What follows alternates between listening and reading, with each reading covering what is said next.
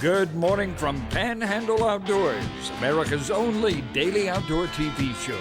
Your source for fishing, hunting, and information for folks who enjoy the great outdoors. Now sit back, relax. It's Panhandle Outdoors. Good morning, folks. Welcome to Panhandle Outdoors. I'm Winston Chester. I'm glad to hear this morning. We have a special guest here in the studio, but first, let's take a look at our weather, brought to us by Gulf Coast Air Conditioning. Drew Pollard and his hard-working crew getting us comfortable every day. Now look, today it's not going to be much variance in the temperature. It's going to be actually a high of 72 and low of 65. You got 7 degrees to work with, so not much going on. Water temperature is interesting. It's still right below 68 degrees at 67.7 to be exact. So we really haven't had that really cool down on the water temperature. Take a look at our river readings brought to us by Mountain Dew. Get out and do with Mountain Dew. We're looking at the Apalachicola Bluntstown, an even 5 foot. It's been like that for like a couple of days. You don't usually just flat line even 5 foot. The Choctaw at Caryville, how about that little bump in the Choctaw and a little bit of rain we've had? It's gone all the way up to 5.3. Got a little bump in, a little bit of movement there. So this weekend we're looking at some really good, if you want to kayak or the Choctaw River, it's going to be a good time to do it. Kayaking or canoeing. Our tide chart brought to us by Kent Forest Lawn. Looking at a good, strong tide today. The actual low tide this morning is at 12:06. We've already had it. So now it's coming in. It's dropping out now to the middle of the day to 11:41. And right in the middle of the day to be stale. And then it's going to start coming in really strong this afternoon. The wind will be coming out of south-southeast at 7. So that's going to be pushing up water. As this high tide's coming in, that south-southeast wind is going to be pushing up the tide throughout all of our bay system. So some good movement. It'll be a good afternoon to fish if you can in the bay system. All right, let's take a break and come back with our guest.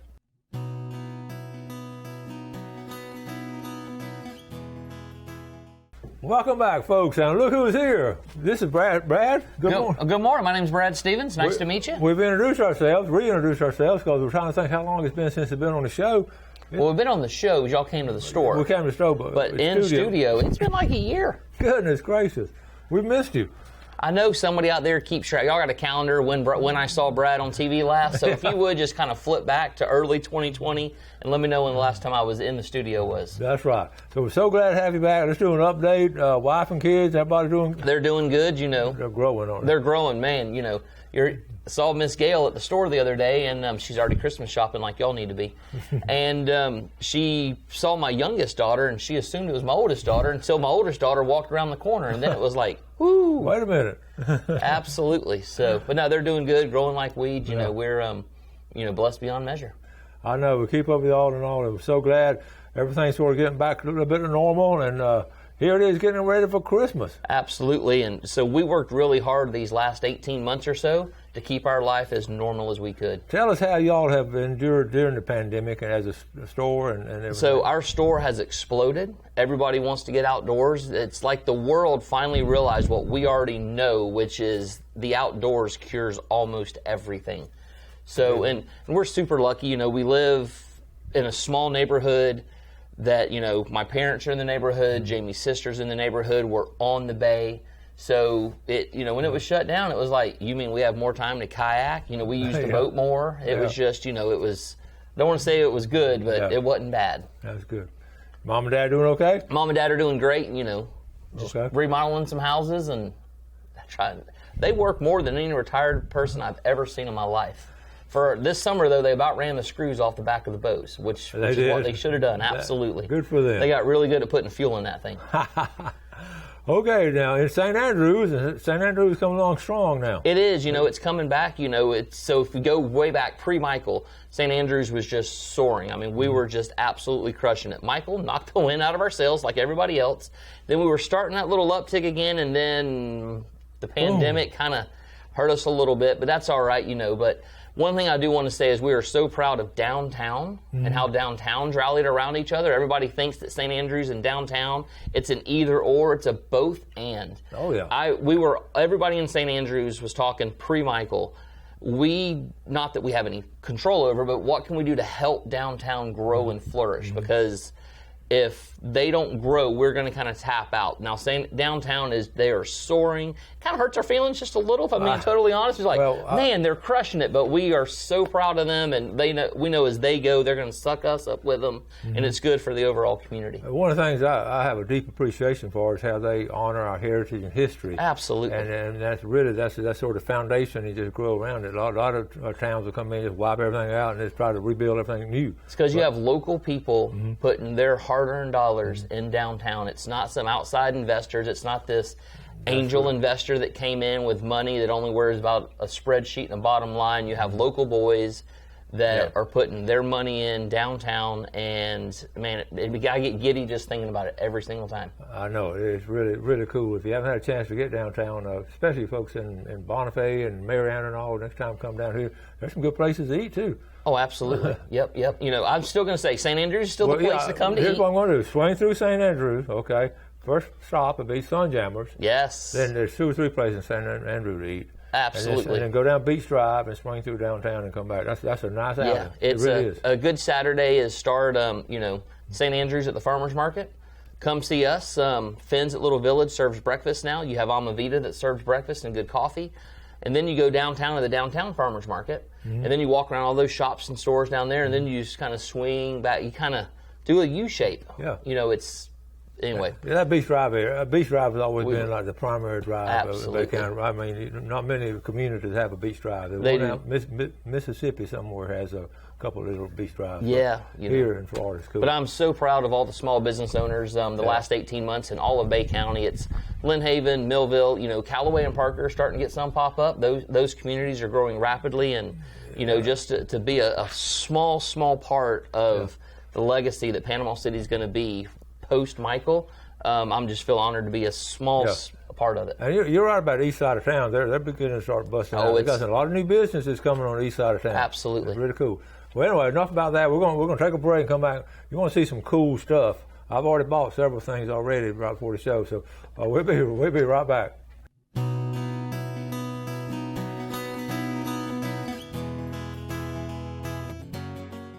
Welcome back. So glad to have Brad Stevens from Sunjammers back with us. A typical great story of small business starting with local guys, small business. Here we are right here. I'm so proud of Brad and what he's done. We talked before the show, and things are rolling for you. They're rolling, and it's stressful, but they're rolling, and they're rolling fast. We got, we're still your kayak store. You don't hear us talk a lot about kayaks anymore and all of our marketing and everything. Well, tell us what happened. They had to wait. People, you can't catch up with them. We're caught up now. We got a warehouse full of inventory. Good. Hobie Cat sold at the beginning of 2020. An investor group bought it. And everybody thinks, oh no, an investor group bought it. They're going to ruin it. It's been owned by an investor group for the last 30 years. Okay. So these 3 investors bought it 30 years ago. They were in their mid-40s. Do the math. They were retired. So a new group has it, and I could not be happier with the new ownership of Hobie. They are pouring cash in it that desperately needed. Kind of, when you grow a business, you hit that next level, you become unprofitable for a short season. It becomes a cash drain. Hello, that's where Sunjammers is right now. But so these new owners, they're air freighting parts in from all over the world to get these stuff going. They have surpassed the $2 million mark in air freight in 2021, above what they did last year. Goodness. Just to try to get product here. Because Hobie, they're made in America, but the parts come from everywhere. So you could be waiting on a spring for something that's made overseas, and it could be sitting on a container somewhere. So they're air freighting stuff in at an alarming rate just to get caught up. So we're caught up with Hobie, we're caught up with Eddy Line, we're caught up with Crescents, and those are our 3 brands. We'd love for you to come down. We can still talk kayaks, but that ball's kind of rolling, so we're trying to tell everybody we do a lot more than just kayaks. And if we can't buy a kayak for Christmas, we got a lot of stuff. Absolutely. So this is a local brand right here, Salty Swagger, and I just grabbed a sample in of their cups, and then the new cups that we're going to have. Where'd they go? Right there. Oh, they're right here. Yes. Look at this. Check this out. Look at how pretty those cups are. Look at that, folks. Exclusive.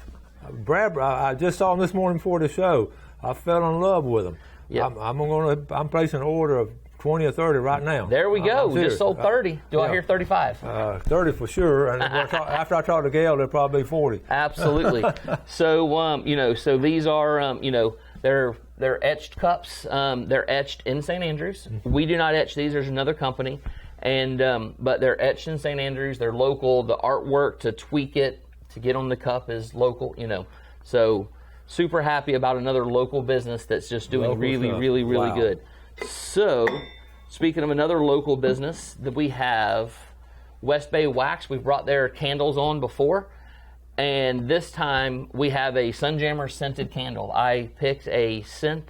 It took us about a year, as weird as that sounds, a year to dial in a smell that we like. And I love the smell of summer, those childhood memories of, old cheap sunscreen, a little bit of salt. So that's what we tried to capture here. And these candles are poured locally. They're poured in Panama City. The stickers are printed in St. Andrews. So we ask y'all to shop local every chance you get, and we try to do it ourselves as well. Yeah. So, in fact, a lot of stuff we're showing you this morning was created in Panama City. So we're going to jump, not a Panama City product. Toadfish. This is the Shuckers bundle. So if you have somebody that likes oyster, this is both versions of their oyster knife as well as their shucking cloth. So I kind of made fun of people that use shucking cloths for a while, and then I used one for a picture one day. And then I started shucking oysters, the manly way with just my bare hand again. Man, I was an idiot. That shucking cloth, it helps grip the oyster a little bit so it's not slipping, and it's also puncture. So, I don't know, I've had bounty paper towels and electrical tape around my hand from shucking oysters because I jab myself. Yeah. That shucking cloth is, it eliminates that. And then, this right here, you're like, what in the world is this? This is a case that has a folding fillet knife in it, and I'm a snob when it comes to fillet knives. This is Toadfish folding fillet knife. Cool. Another thing, I made fun of folding fillet knives forever until I used one. Look at that. This blade, it's a really good blade. It has the perfect amount of flex for filleting fish. But what I like is it doesn't have I always say this word wrong, a sheath. What's that thing that you put over it? Yeah, the cover always slides off. So we're bouncing around offshore, and we reach in the drawer. We're always cutting our fingertips because the sheath is off. I said it. Yeah. The sheath is off the knife. So what's good about this one is it folds down, and it's just down. So it takes up a lot less room in the drawer. And it has a storage case, because this right here is a folding cutting board. Oh, so cool. You aren't having to cut up your the gunnels on your boat. Or, if you're cutting stuff on the side of your boat, the side of your gel coat's getting cut up. But then this folds up so it doesn't take up as much room. Then it all fits nice and conveniently in that case. That is cool. So Toadfish is another super small company. They're out of the Carolinas. You can go to their website. They sell online, but come to us. We have all of it. Yeah. They tell you how many acres of oyster beds they have helped replenish and renourish. Good. So they're one of those companies that takes they're for a for-profit company, and trust me, they are profitable, and they show you exactly how much money they're pouring back in the local estuaries around where they live. And that's the conservation. We're talking about businesses taking care of conservation and our environment, and that's a classic case right there. Absolutely. I hope to be in a similar situation one day. Yeah. That's really cool. So, all right. That's a good present and there. Then, so we're going to go super fast on these. Local kayak angler, his name's Josh. He's a pencil sketch artist, and he brought me some sketches, so we had to put them on shirts. So this right here is a mahi chasing a flying fish. This started on a piece of paper in Fountain, Florida, and then it was digitized, and the artwork was tweaked just a hair so we could get it printed in St. Andrews, and the shirt was actually printed in St. Andrews. So we have this one. I'm going to show my favorite one last. Here's another mahi. Another one of Josh's designs we dropped a little color on, and this we have a whole artist series coming out featuring Josh. How cool! Local kid, local Fountain. That's local enough for me. Yes, sir. Local. He doesn't do anything on a computer. It's literally all done with pencil and paper. He hand sketches it. All this started on probably a 24 by 18 sheet of construction paper, for lack of better terms. Yeah. Then it was scanned. It was digitized so we could put it on a shirt. And this redfish, y'all got to come in the store. I'm a snob when it comes to redfish, and I was like, all right, if they never put another redfish on a shirt again, I'll die a happy man.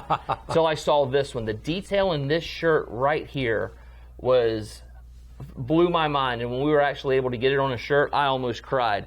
And what's cool is the pattern, and you can't see all the detail in this shirt on TV, is Clay, our graphic design artist that does all this stuff for us. brings that pattern over and puts it on a sleeve that I can't get unfolded, but that pattern is carried over onto the sleeve. Okay. And then, this is not local artwork here, but not hand-drawn. Probably the most classic shirt we've ever done. It's a navy, white, and blue Salty Swagger performance shirts. All these are on performance SPF shirts. You know. Wow, that's good. A lot of people don't wear them this time of year, but, you know, let's think forward to the springtime. I've had more stuff whittled off me the last year.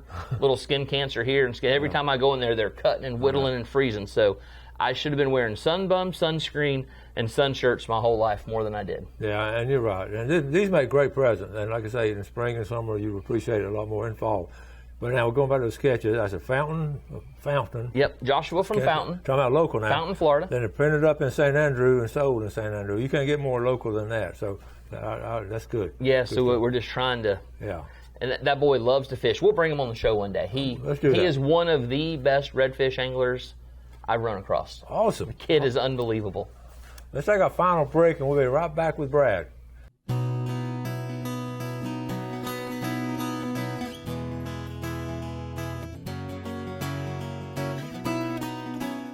Okay, welcome back. Sunjammer, Brad Stevens finally got back with us, and we're so glad to have him. Before we get back to him, let's look at our fishing game time today, brought to us by Blue Water Outriggers down in Port St. Joe. We're looking at 3:36 to 5:36 this morning, and also 4:01 to 6:01 this afternoon.